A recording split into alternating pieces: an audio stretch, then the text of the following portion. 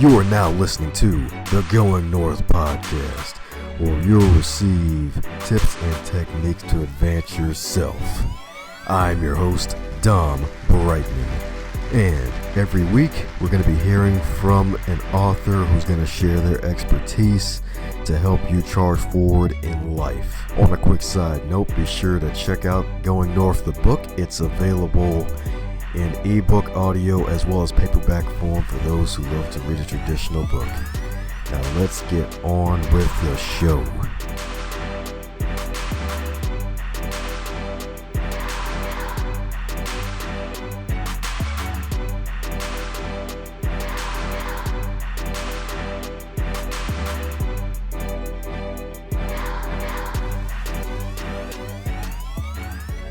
And today on the Going North podcast, where we bring you some fabulous humans from across the globe, today is no different because today we have a dynamic woman in his house, a dynamic woman who has had 30 plus years of experience with working, living, and teaching and practicing the 12 steps. You heard that right, folks. Not 11 steps, but the 12 steps. And she's also has a doctorate in ministry from the Claremont School of Theology, and has extensive experience serving as a minister, community leader, keynote speaker, and strong advocate of the arts. And in addition to all that, she has an accomplished career as a stage and screen actor. You heard that right, folks. We got an actor on the podcast, one of the very few. And this wonderful lady right here has emerged as a thought leader of the 12-step spiritual revolution with the publishing of her book, The Gateways, as well as the upcoming book, Chaos to Clarity, with some other fabulous humans. And that's just the tip of the iceberg, because she does so many things to help so many people who are looking to recover in wellness, not illness, but in heart, soul, mind, body, and spirit. And for those who haven't been living under 13 rocks, you probably know who I'm talking about. It's the one, the only JG yourself, Dr. Jane Galloway. How are you today, ma'am? Hey, I'm well. How are you today? I'm happy to be here with you.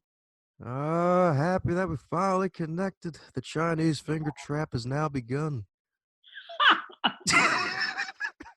Okay, let's see how that goes.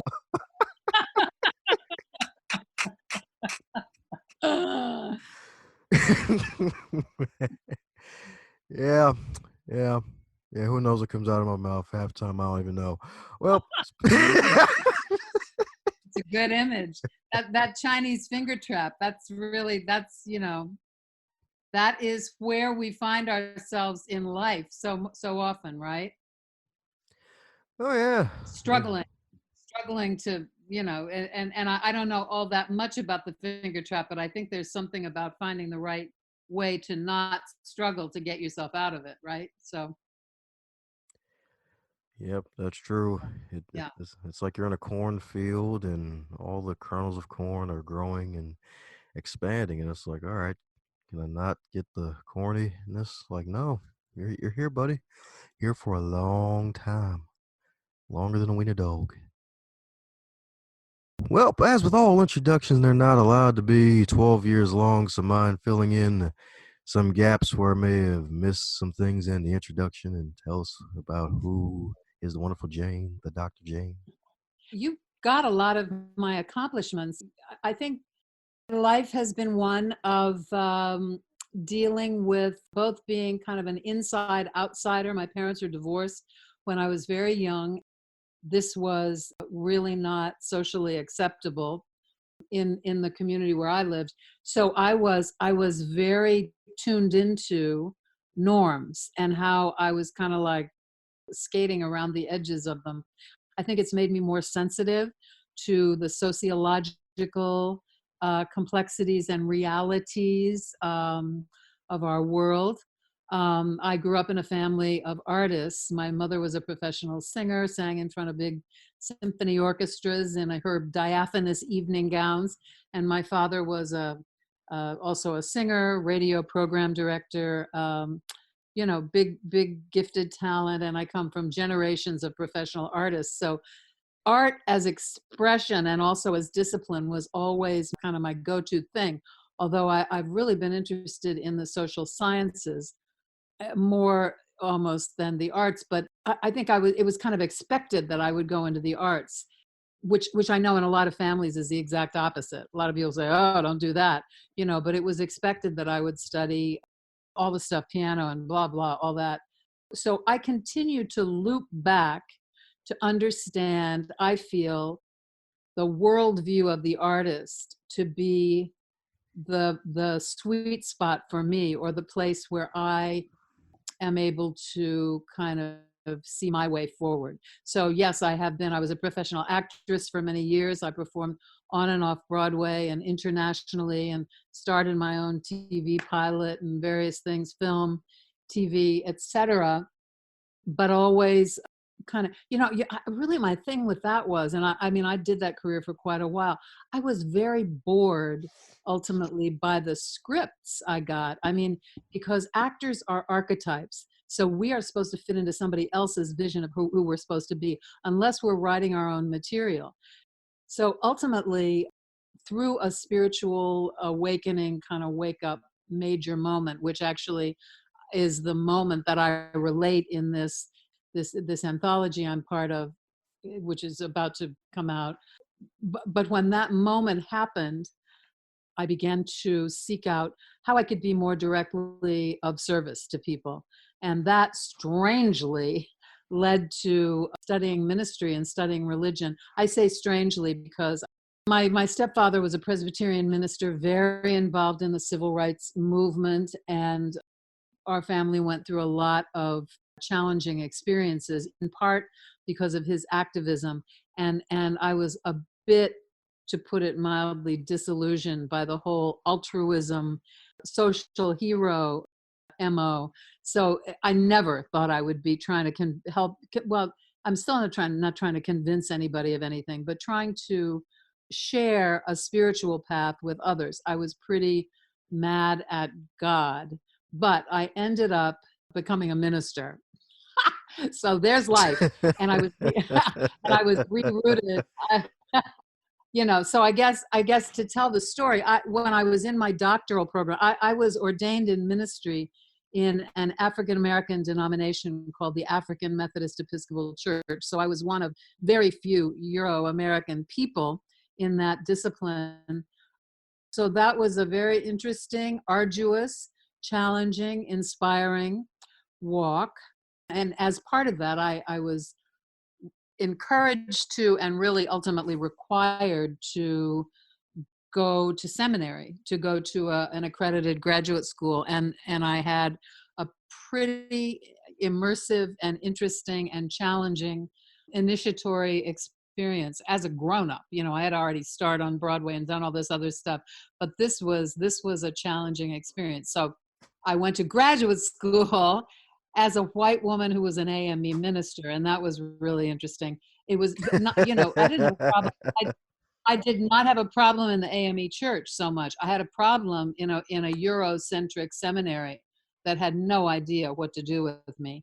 And so that was a challenging experience. But so about halfway through my doctoral dissertation, I began to realize that almost every artist I had ever met was more altruistic, truly more altruistic than most ministers I had met.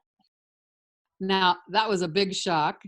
I kind of came back full circle and began, but, nothing's ever lost. I mean, that whole journey has been an incredibly fertile and important one in my life. And I was, I was the spiritual director of spiritual communities for over 15 years, both in Los Angeles and then in New York City. So I gave it the good old college try. But what I discovered in doing this, I think, is that to help people get at the place in them where they are their most authentic self is really the place where the miracle shows up. And so that's not trying to get anybody to swallow a doctrine or a set of rules that any religion has tried to come up with. But I'm certainly glad I learned this very interspiritual path, because I ultimately recognized and continue to recognize that there's one truth and a lot of different ways to get there. So that's my story. That's right, and probably sticking to it like honey, aren't you? Well, it's my story today. I'm evolving. I think we all should continue to evolve. Oh, amen to that indeed. Amen to that indeed. Well, that explains why. That was pretty interesting. So, father was a Presbyterian minister, and then went down the line. You became a minister yourself at an AME church. Yes. Yeah. So, how did that Well, the all AME, go ahead? how did that all happen? Is Yeah. that what you were going to ask me? Oh, yeah, Yeah. because Well, really, the way I ended up at the first AME church I attended was that after I had moved to LA, I was very surprised coming from New York City. You know, there, people mix it up a lot there on the subways, on the streets. I mean, it's kind of like the common living room to the city. So you don't, even though there are neighborhoods that are more one ethnicity or another, absolutely, you don't get the sense of never seeing people from other ethnic groups. I mean, and in LA, people get in their cars and live a pretty segregated scene. And that was very, very strange for me. I didn't like it at all. And I was, engaged in whatever I was doing. I was in school, et cetera. But then the LA riots erupted. And when they did, I encountered some real cognitive dissonance there, and of course was very concerned, and just felt like I had to be much more a part of the mix in terms of being part of the healing of whatever was going on there. So we ended up, my husband and I went down to First AME in LA, partly because we had read about the pastor, and Pastor Murray, Cecil Murray, who actually ended up writing the foreword to my book, The Gateways, many years later. Pastor Murray became my mentor and father in ministry. But Pastor Murray, there was an article about Pastor Murray, I believe in People magazine, where he was talked about the fact that a group of skinheads, white skinheads from Long Beach, where I lived at that point, had were devising a plot to blow up First AME Church. And interestingly, their parents were these kids were kind of latchkey upper middle class kids, and their parents were rather liberal, but the kids had become skinheads. Now this is no joke now, as we realize, because this sort of segment of the society is really wreaking havoc. But at that point it was really shocking, and apparently finally the FBI had a whole investigation going, and they were able to apprehend these kids before they did terrible damage to First AME. And in this article I read, it said that Pastor Murray had gone down to the jail with a few of his staff ministers to meet with these people who were going to blow up his church. And he was kind of like essentially ministering to them, and also like saying, here, we're the ones you were going to blow up. I mean, I read this and I thought, wow, I mean, I need to meet this man. He's about something that I want to be about, but I also feel that he understands what our world needs. So we went down there to be supportive during the riots. And what happened was, a lot of other stuff in my life was going on. A lot of my friends from the theater in New York were at that time dying of AIDS. It was a terrible time. I was just really struggling with all that. The government was giving that absolutely no attention. And so, I was having my own grieving process, and we got down there, and the music, it was first Sunday, and the cathedral choir was wearing African attire, and they were just amazing. And I love to sing. I mean, I starred in a Broadway musical. I love to sing, but I love to sing even before that. I love singing, and I love gospel music. And a couple people came down from the choir after the service and were so wonderful to us and said, listen, you guys love to sing. You ought to come up here and join our choir. I mean, we had just gone up there so we definitely went back the next week, and we went back for a few weeks. And when I say we, I mean my husband, and my husband's white. And then when one time Pastor Murray did the call to Christian discipleship at the end of the sermon, and my husband got up and started down there to join the church. And that was crazy. I mean, I was not expecting that to happen. So he went running down and I ran down after him. And then we began a process of being members of that church and being members of the choir. And through, a lot of this inner search, as I said, I was a performer. And at that time, I was still doing quite a lot of television and theater professionally. But I really, really felt like I wanted to switch to sociology, social work, something psychosocial kind of stuff. It's really what interests me. So through going to Bible study, meeting Pastor Murray, getting to know the community more, I really felt myself being pulled more towards studying more deeply. Plus, I was working at that point as a drama therapist, which was a good segue for me from just being strictly an actor to moving more into the social work kind of end of things. And I was working with 13 different groups a week of people who were in crisis, all of them in crisis. I mean, I was at Children's Hospital, Orange County, twice a week with the kids with cancer and 3 battered women's shelters and senior adult daycare centers, places where people were really hurting. And what I began to notice was, they didn't need psychology. They needed community. And I really started rethinking this whole thing. I had already done some preliminary work in studying psychology. And I thought, you know what? I think I want to change my degree. I think I was. So this was all kind of happening all at once.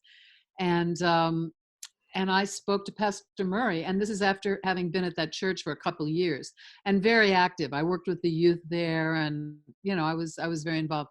And we had some very, very close friends in the choir who are still friends after many years. And we went there in 1992. So actually, it was a process. And the ministry training process in the AME church is very, very disciplined and rigorous. And I was feeling like I needed help. I mean, I didn't know what to, I had a lot of grief about my friends dying of AIDS. I mean, it was a very tough time. So I'm telling you a lot of the elements that went into me entering the ministry training. And then that training program goes on for 5 years. So you're there one Saturday a month for half the year, starting in January and going through May. And there's a lot of homework and a lot of learning and a lot of surrendering to a path, and also learning Black liberation theology and learning a lot of psychosocial realities of the African American diaspora.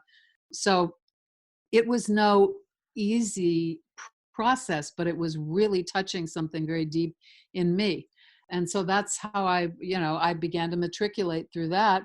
And I made it through. It was very, very challenging. It was difficult because I chose to be other in a community where, I was one of very few white people.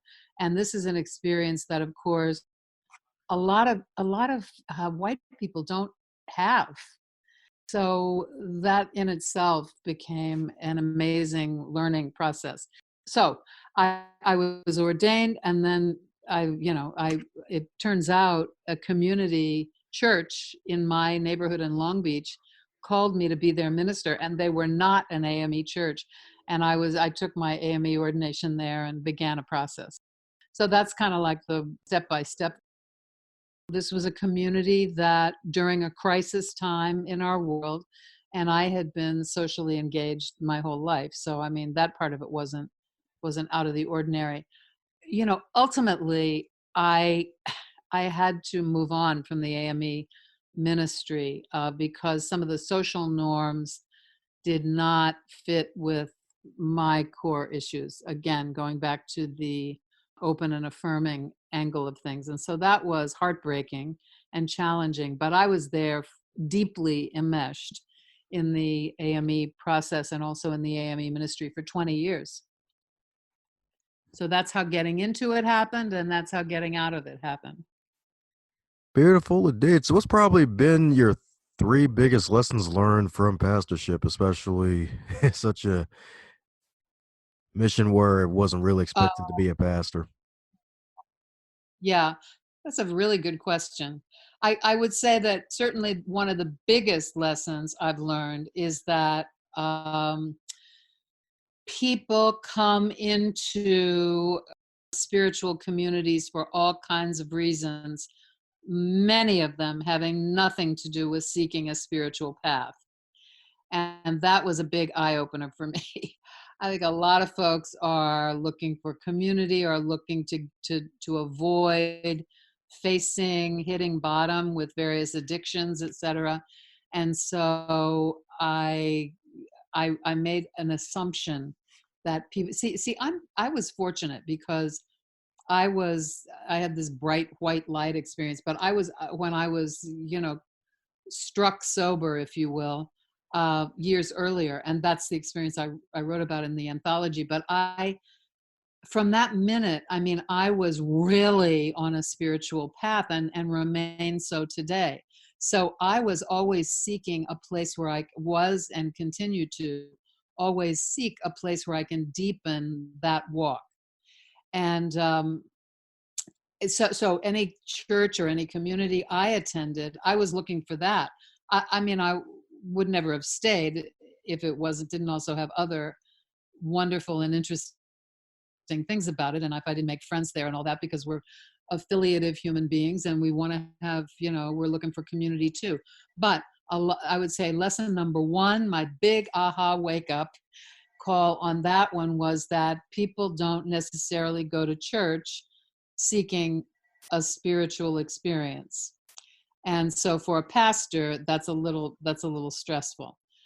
And I would say the second aha is that no matter what you say, if you are a woman standing in a pulpit, whether you have, however conservative, or conservatively you try to present yourself or whatever, you are operating against thousands of years of sexism and of people projecting their ideas about who you are, that it's almost inescapable as a pastor. And that too was very disillusioning for me.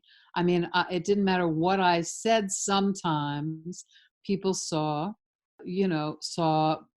the package. And we deal in a world today where we're so manipulated by marketing.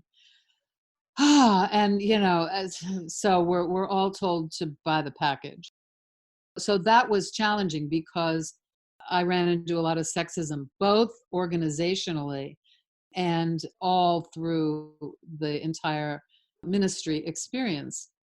And I think the third important lesson, let's see, I guess, that people are all basically trying to find a way to get home, trying to find a way to get home to their essential self.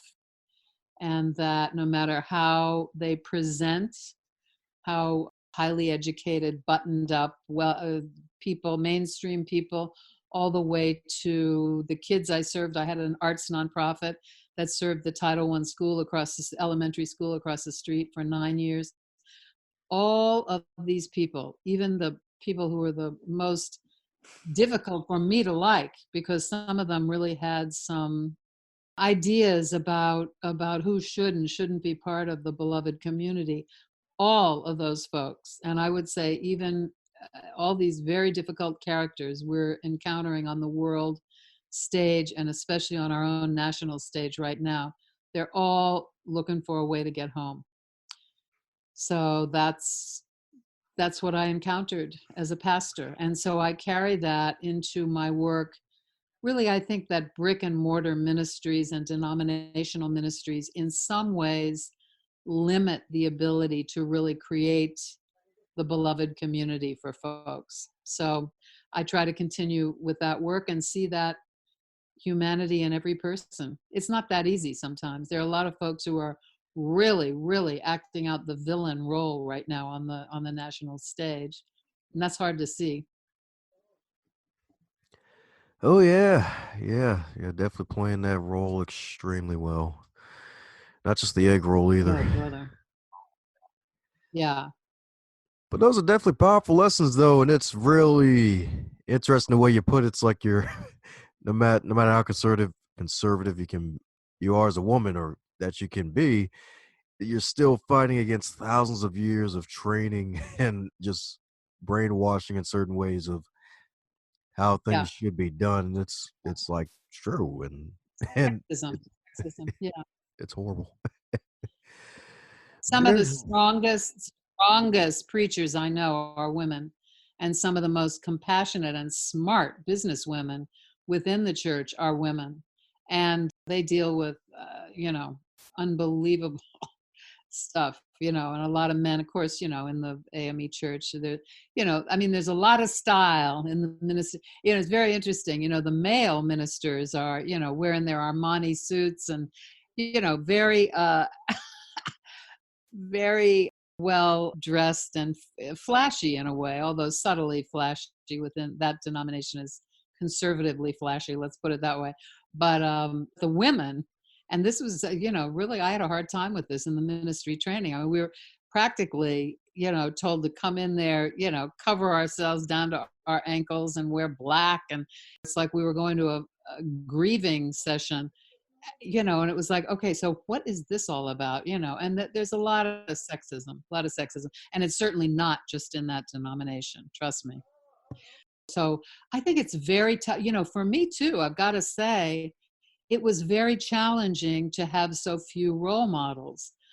There are a couple of amazing, powerful, anointed women in the AME church, Bishop, as I mentioned, Bishop Carolyn Guidry and also Bishop Vashti McKenzie are both amazing, wonderful, balanced, powerful, anointed preachers and teachers. And other women I met too in the ministry, really, really powerful.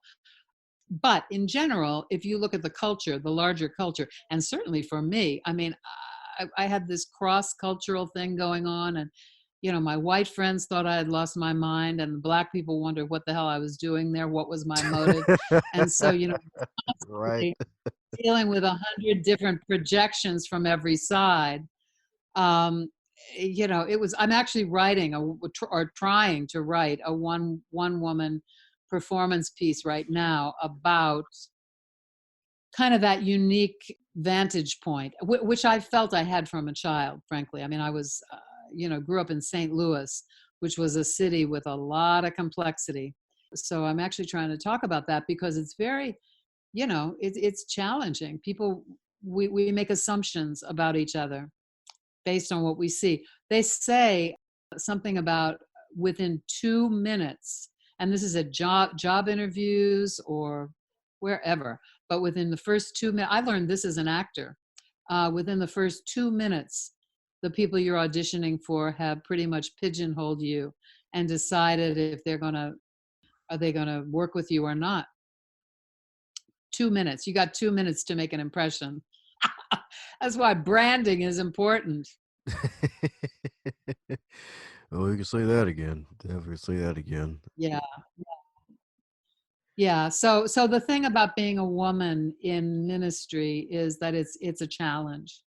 It's really a challenge. It's also an absolutely, I mean, I feel so grateful for the calling and also for knowing that, someplace I've tried to kind of winnow it down to building community and raising consciousness, meaning I trust God to get to you. If I can get you into a place where you're unstressed enough to receive some grace. And I created an organization called Tribe, which is an acronym: transformation, realization, inspiration, belonging, and expression.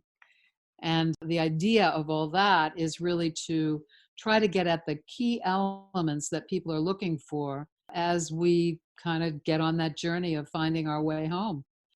But that sexism thing is very real, very real. I'm sure you encounter a lot of these isms. We all do, right? Oh yeah, definitely. I'm still a member of a Baptist church myself, even though I don't consider myself an actual Baptist. I consider myself a Christian, so Yeah, yeah. yeah. And So you know whereof I speak. Oh, yeah. Yes, indeed. Certain churches are like, "Up, no woman preaches here. You have to go take that somewhere Yeah. else." It's And then they do, and then they really go too out and bad. dominate. Uh, It's too bad. I mean, it's too bad. Yeah. but definitely a good thing that you're able to do that for 20 plus years and still ticking and doing ministry in different ways indeed. So now with book number 2, the whole anthology project of Yeah. chaos to clarity, what will probably call your diamond moment in this whole anthology piece of this whole wisdom necklace designed as a book? Wow, that's a beautiful way to put it. Some good words you're throwing out there. I would say that what I talk about, you talk about a diamond. I talk about a white light experience that I had when I was really hitting my lowest moment. I was in my apartment in New York City. I was an actress, so I did 8 shows a week for many years of whatever show I was in. I was fortunate enough to be doing a lot of long running shows, so and some of them pretty big hits. But it was my night off. My former boyfriend, who was a great, I mean, we're still great friends, but he had come over to tell me he was marrying his current girlfriend. We had been separated. This was not sort of a big abandonment. It was just a shock. And he told me this, and we continued to have dinner. And when he went home, I mean, I had had a lot to drink, but I was stone cold sober. And I had a real existential moment of awfulness. I don't wish this on anyone.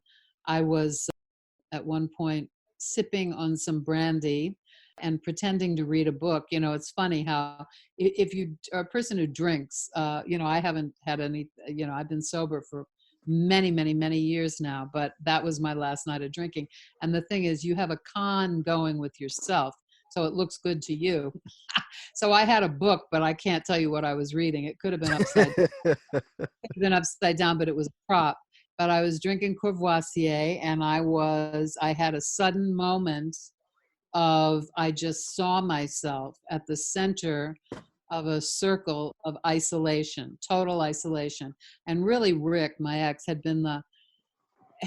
tried hard to really stay engaged with me. I mean, he had really tried hard, and I had managed to push him out. And I saw it. I saw it. I saw myself at the center of this circle of isolation. And for one moment, I just felt like I was really floating. Not even floating is too happy a word. I was just free falling in this void. And then there was a moment, and literally the light changed in the room. It became very, very bright, and I heard a voice, and it said, "It's over. It's the drinking." And I boom, that was I had gone to an AA meeting about 6 months before. And it's so funny because denial being what it is, I kind of pretended to myself I hadn't done that. But I had put the meeting book in the back of a drawer in the desk in the living room. So I had this moment of it's over, it's the drinking. And I kind of got myself up and got to that drawer, and there was that meeting book all hidden from me. And I went through the book and found the name of a meeting the next day, the next morning, really, at late morning. And it was called Lifeline, which was a perfect name for it, really. And I went to that meeting, and that was my first meeting. So I tell about that experience. And the thing, then I had at that meeting, they referred me to. I had a show that night, so I was like in there trying to figure out, shaking my head off. But did the show, and then they had suggested I go to this other meeting the next day. And I went to that meeting called Mustard Seed, and all dressed up and trying to pretend like I wasn't an alcoholic. And it was funny because I was sat in the back of the room, really just like, I mean, inhaling this meeting. And the man who was leading the meeting at the end of it said, "Young lady, would you like to share something with us?" And the insanity of the moment, of the ego. I mean, I had like first of all, I was panicked. It was like, oh my God, he wants me to say something, because everybody was going up to the front of the room to say something. And I could, anyway, my first thought was, oh, yes. They probably think I'm here from the New York Times writing an article about their little club. I mean, it was insane. Why on earth? I was there because I needed the place. So anyway, I, I, I look at this, I'm just like, wow. So then I got up and I went to the front of the room and I looked out at these people and I said, my name's Jane. I'm an alcoholic. I had not planned to say that. But I mean, I kind of like when in Rome, I guess. But the minute I said that, so remember 2 nights before I had that white light thing. And then this time I said this thing, I said my name. And then literally my whole life flashed before my eyes. And I am telling you, that is, you hear about this happening, you hear about people having these amazing experiences. My whole life literally flashed before my eyes. And it may have been, I don't know how long, maybe like 60 seconds, 30 seconds, but this is a real thing. And when that happened, I mean, oddly, that other sort of human social graces part kicked in and I managed to get myself out of there without falling apart. But that moment was a complete transformation. And what I realized was that life flashing before my eyes kind of thing. I articulated it this way then, and I still see it as that.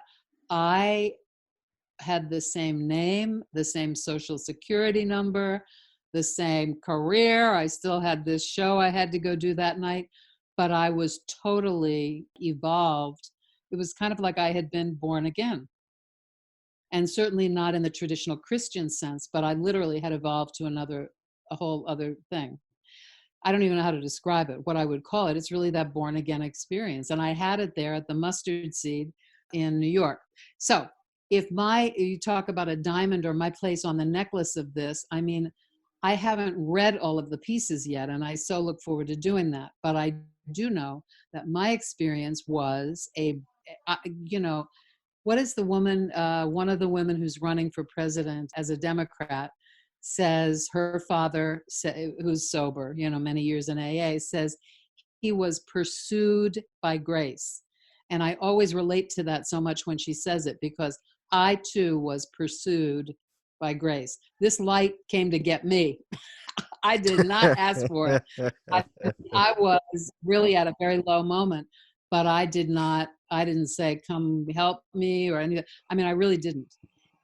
So I was pursued by grace. So what I could say is that my place in this story is a very real depiction of a white light experience and of being in fact pursued by grace, which I think we all are. I mean, I think there are a lot of times in each of our lives when, if we're listening, we are really kind of saved again and again, and saved from ourselves, and saved from stepping in front of a bus, or saved from dangerous experiences. I'm sure you've had these experiences. We all do.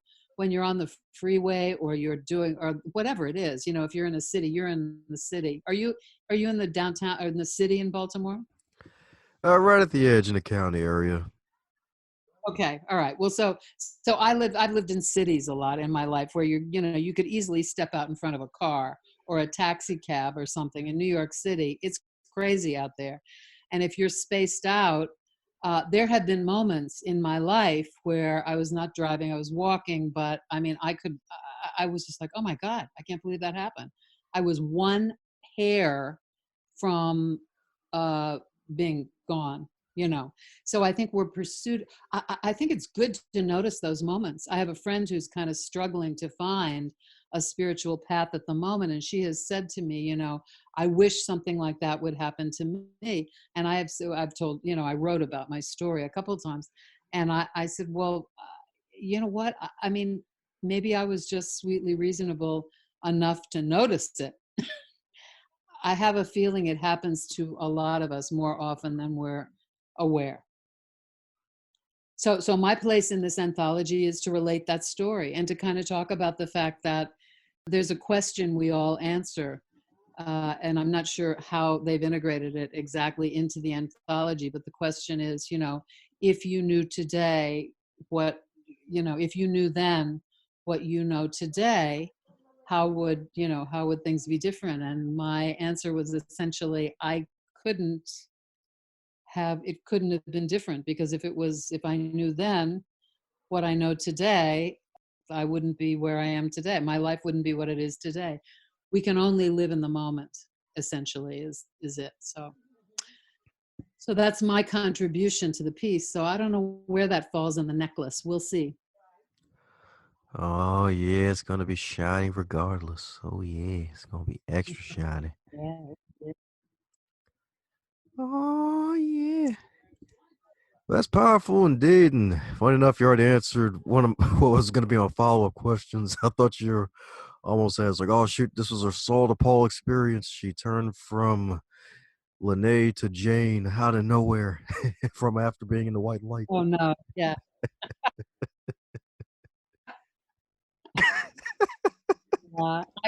I'm the same person.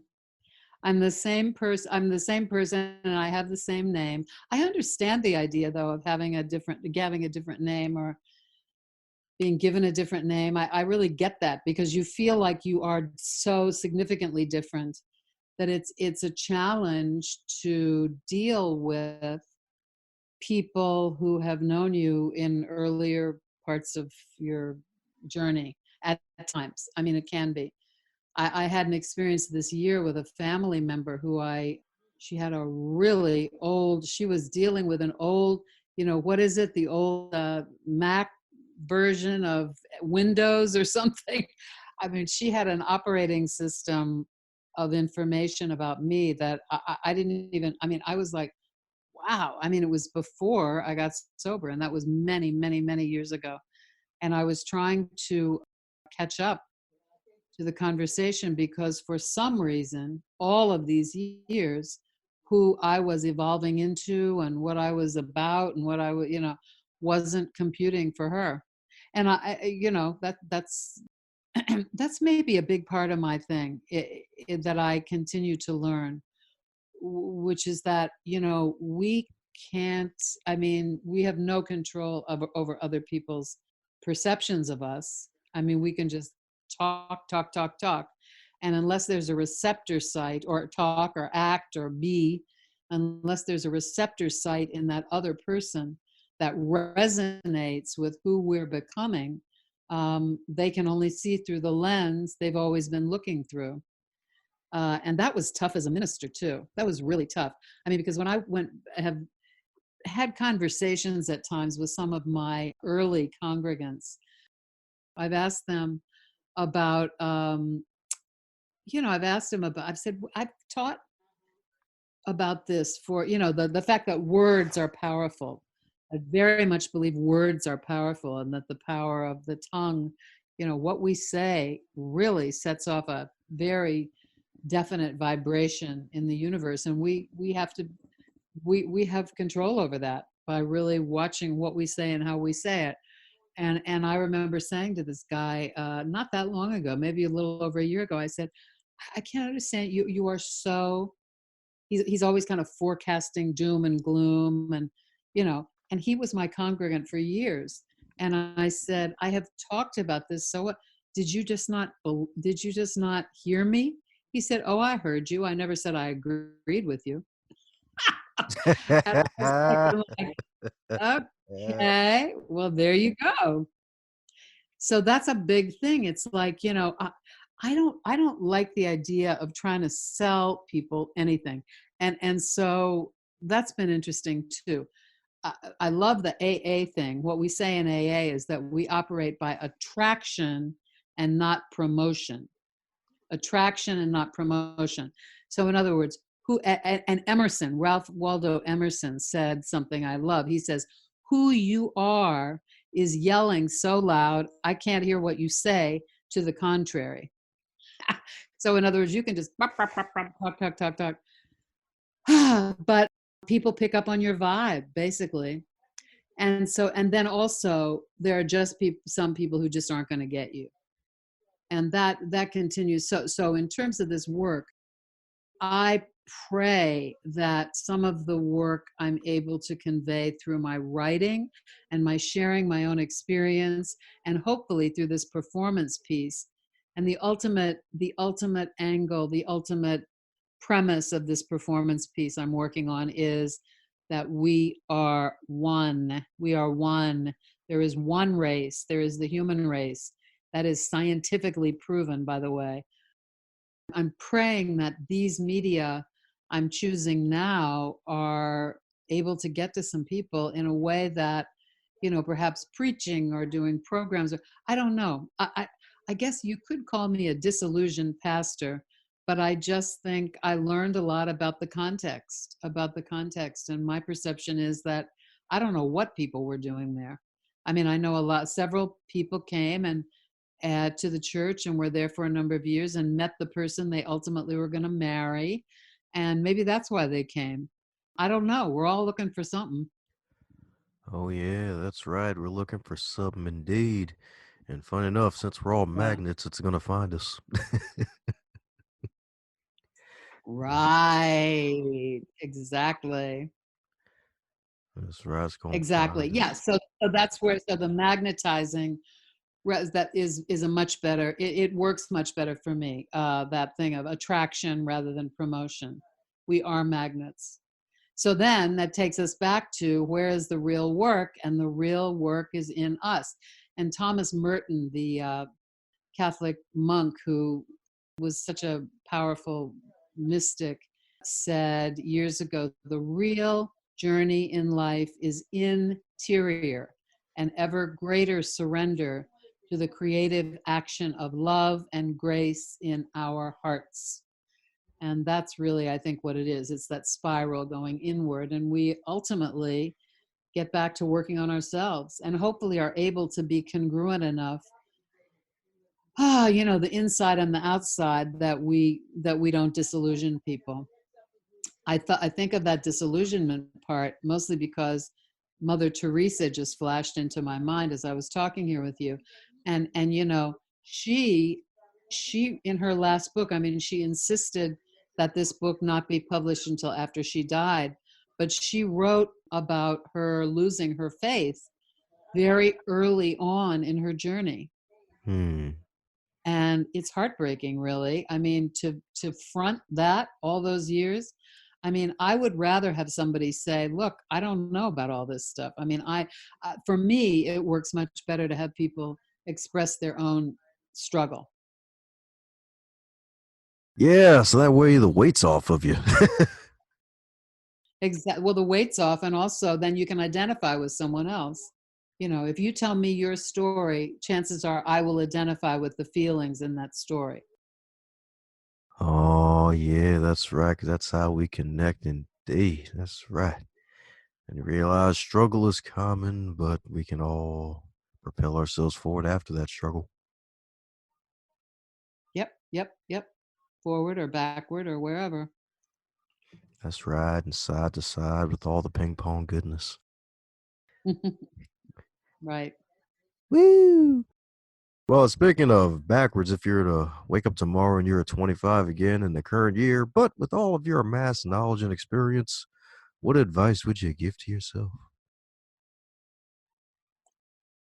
You know what? I would, first of all, I would never want to be 25 again. I was struggling so much at 25. I don't want to be one day younger than I am. And I would not give myself advice because I think our story is really that we just be here now. I guess so. What I would say to the 25-year-old me is what I would say to the timeless me, or to you or whomever, which is just be here now. This is all we got. This moment. I mean, I don't think there are any wrong decisions. I've taken some turns in the road that I could have second guessed and maybe made a different turn. But in fact, who knows what I missed, what kind of other pernicious potential happening I maybe missed by making a turn that was not a great success in the ultimate, wherever I thought I was trying to go. Maybe a professional, you know, dealing with the two professions I've had, has been a lot. I mean, their hardball is played in both of those places. So yeah, I just say be here now, and you can't really, there are no. I think what is it? I mean, we can always learn from whatever it is. I mean, and I would also say try not to kill anybody because there are a few things we really can't rebound from. But beyond that, just be here now. I think the other thing is that go with your gut, know what you know, and let yourself really. The Bible says, "Let thy yea be yea and thy nay be nay." Know what you know, and don't let the culture talk you out of your own truth, even though that's hard. Oh yeah, hard as a brick, but if you got a sledgehammer, the brick will break. Yeah, that's a good. That's a good. Oh, yeah, that's right. Oh yeah, most interesting answer I've had in a while. It's like, yeah, I'd give them no advice at all. Like, no, we're not going back. No, even with all this knowledge, no, you ain't getting nothing. Well, I don't think. I mean, I think we have a journey, and we you don't learn if somebody's yeah. No, I would be here now. And I'd say be here now because if we're really here now, present in this moment, that's where wisdom resides. Ah, that's right. That's where the wisdom resides indeed. That's right. In the timeless you. That's gonna be the new thing for ladies now. It's like, yeah, how old are you? Timeless. For ladies For or just both. ladies or for It could be for both yeah, of I mean, I those who think wanna wanna like not admit I think past one of the 26. big isms I think one of the big isms we're dealing with as a culture is ageism, and it impacts young people. You're too young to do this. You don't know enough to do that. You're not smart enough yet. And it influences people who are, there's this very narrow band of what and this again goes back to the marketing world and where you're sort of supposed to be viable and it's basically in your 30s. And the thing is, I mean, I know I'm so much happier now that I'm not in my 30s because I had a lot to learn then and I had a lot of pain to go through. But here's the thing, it's a cultural con job to buy into any of that ageism stuff because wisdom, beauty, flexibility, I know people, I mean, look at Cicely Tyson. I mean, what an amazing, fabulous, beautiful, stylish, brilliantly gifted actress she is. And she's, in her, I believe, late 80s. It's a con job, that all that ageism stuff. So I think it's really a big thing for us to break through. Sexism, ageism, racism, all these things that are designed to keep us figuring out how we're different from one another in a negative sense. Ah, very true. So that isms will make you feel like you isn't. Oh Yeah, the man, isms make you feel like you isn't. that's But right. beyond that, what it does is really limit power. It limits our access to the real power of the human condition, which is that people are very complex and very interesting at all along the age span. That's right indeed, especially nowadays where age really actually doesn't even matter, especially with technology. It's like that really can close the gap if or well not just with technology, but just having the willingness to learn, period. Absolutely, absolutely. Yeah, I mean, I think if we stay on the path of yeah, absolutely, continuing to learn and keep our minds open to fresh learning. My grandmother passed at 101. My mother passed at 91. But both of them were very with it and very tuned into purpose, different purposes, but they were very than each other. But they were both very alive and so I never even thought about this stuff about ageism. I'm always really thrown by it. I don't really get.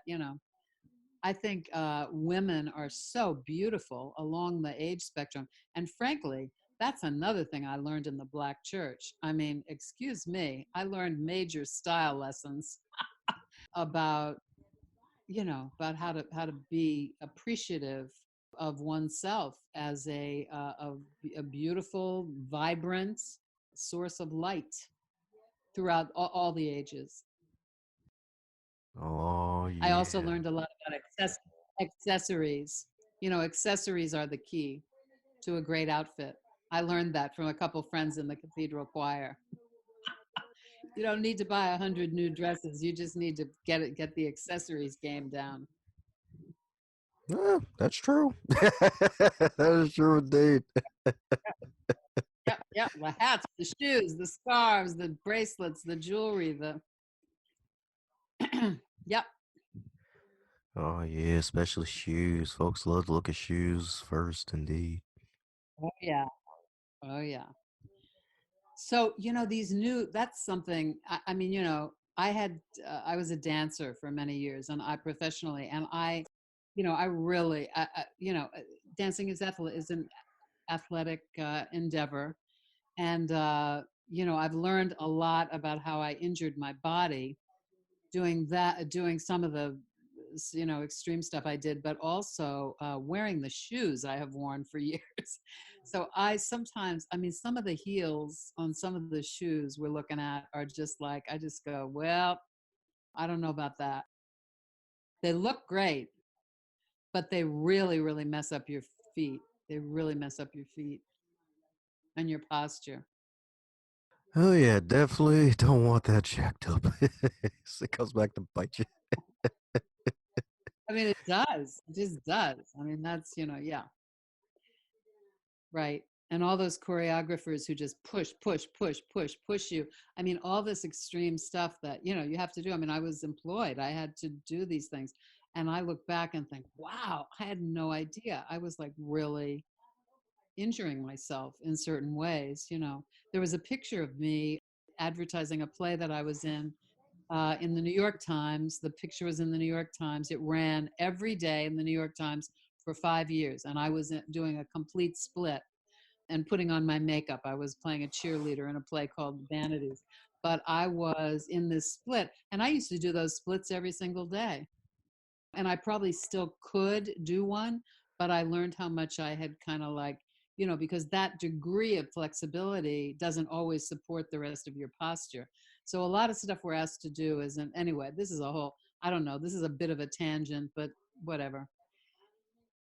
I think it came from you saying about ladies using ageless. You know, I just think we have to look at, you know, I think we're all just human and we're just on the journey. You know, there's another great phrase that uh, actually there was a book with this title too, and it said, God, let me be alive as long as I'm living. Mm, So it's really not about how long you live, it's about how you live.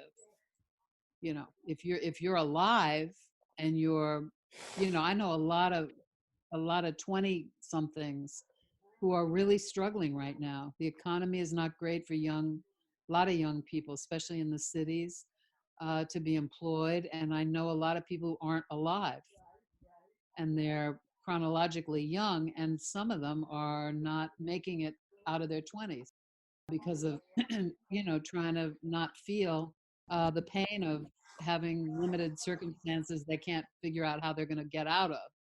oh yeah, there we go. Some more ray of light coming from the diamond chapter, the chaos to clarity. That's right. Yes, indeed. Be alive as long as you're living. That's what I'm talking about. Hmm. Hmm. Oh yeah, definitely got to pull the pen out for that one. Okay, good, Oh yeah, the magical pen. good, That's right. Call that dependable wisdom. great. Yes. Yeah, that's something you can kind of lean back in on. I also love, I don't know, you probably know this song, Lord be a fence all around me every day. So that dependable witness or wisdom is like a fence around us. It keeps us you know, protected. It's reliable. That's right. It's probably not one of those white picket fences either. Probably not, but who knows? A fence is a fence.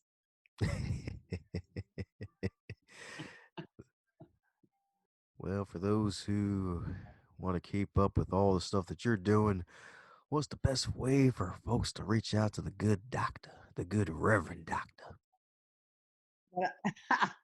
What what I would say is I have two websites. One is janegalloway.com. So that's GALLOWAY.com. And the other one is Tribe Alive, TRIBEALIVE.org. You can get a link to the Tribe one from Jane Galloway. So that's good. I'm on Facebook and Instagram and all the other, platforms too. And I'm published by Sacred Stories Publishing. But check out. I don't know. I think social media is a lot more alive than websites. I kind of find myself only going to websites when I absolutely must. So I guess I am rerouting people to Jane Galloway on Facebook and also Instagram. I love Instagram. Do you like Instagram? Oh yeah, Instagram's like my favorite social media because of all the darn photos and like the hashtags. It's Yeah. actually mastered the hashtag system, which is beautiful. Well, the hashtags are also Twitter, but Twitter is like I don't quite get. I don't know. Twitter seems a little lonesome to me. I like Instagram too. Yeah, I like it too. Oh yes, indeed. Yeah, and then Jane Galloway on Facebook. I love Facebook. I really love. I have followers and friends from all over the world on Facebook, so I just love it. I know it's kind of fashionable to put it down and make it seem like it's kind of like an antiquated thing, but I love it. Ah, that's a good sign you're using it right then. Oh, that's cool. Yeah, because some folks are like, "Oh man, Thanks. it's too Thanks for that. political." All Yeah, right. to me, the question is, what is too political? I mean, you say who you are, you say what you say, and if that's of interest to the people who follow you, you don't have to read anything on Facebook. I mean, I never understand why people have the. I mean, I don't allow. I curate my page very carefully. I have a few pages. I have a tribe page and also a gateways page, but I basically it all goes back to my home page. And the thing is, I curate it, and if people, I do not. I don't tolerate any kind of this awful kind of thing that people have gotten into lately. This belligerent stuff, this modeling of a terrible national situation of verbally putting people down and belittling people, that has triggered a lot of very troubled people. Yes, indeed. Well, any parting words for the folks still listening? Well, it's been a great opportunity to chat about the nature of reality with you, and just be here now. I guess that would be what I would say.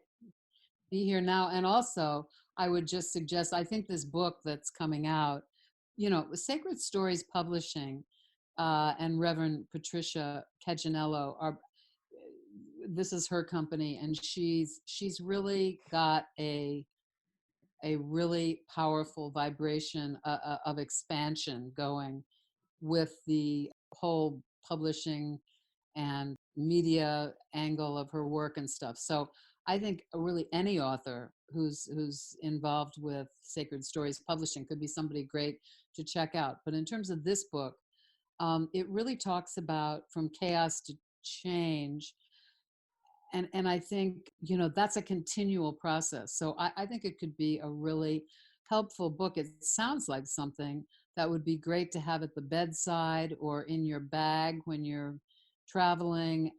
There are moments when we really need to hear about somebody's seminal experience, about boom, this was the moment that something significant changed for me.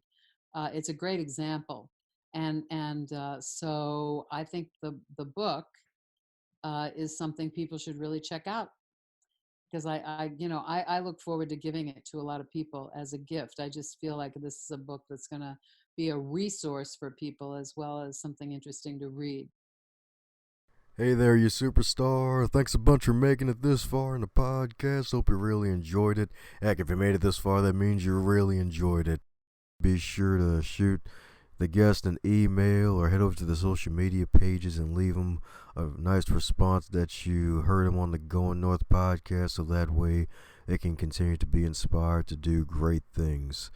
And be sure to share this podcast with others that you think would enjoy it as well, because we want to inspire as many people as possible to live their dreams, embrace them, and to do something positive.